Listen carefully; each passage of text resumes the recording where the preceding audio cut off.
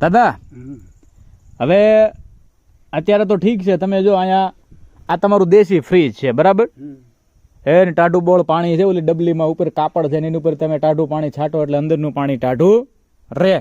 તો પહેલા તો ફ્રીજ નહોતા ને આવા, ના એટલે આવા ફ્રીજ મતલબ અત્યારે જે ફ્રીજ છે એવા ફ્રીજ નહોતા.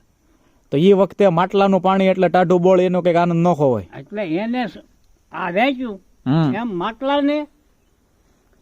માટલાને આમ ફરતો વેચી દે કપડું. હા જાડું હોય, પાતળું નહીં.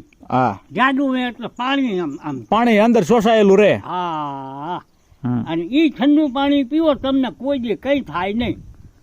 વાહ વાહ, અત્યારે તો ફિલ્ટર વાળા પાણી પીવે તો માંદા પડે ને પેલા ધોરિયા મોઢા નાખીને ડાયરેક્ટ પીતા, પણ એ માણસ માંદા ન પડતા. ન પડતા. સાચું સાચું. હા અસલ પાણી.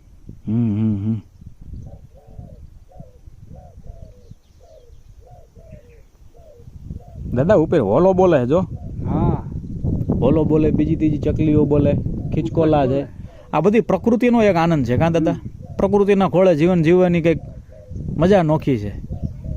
વાહ વાહ ભાઈ, તમે આ બેઠા છો ટાટા બોળ પવનમાં, હે દાદા?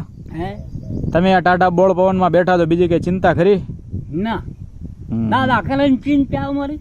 હા દાદા અમારી ચિંતા કરે બધાની. દાદાની એવી ભાવના હે.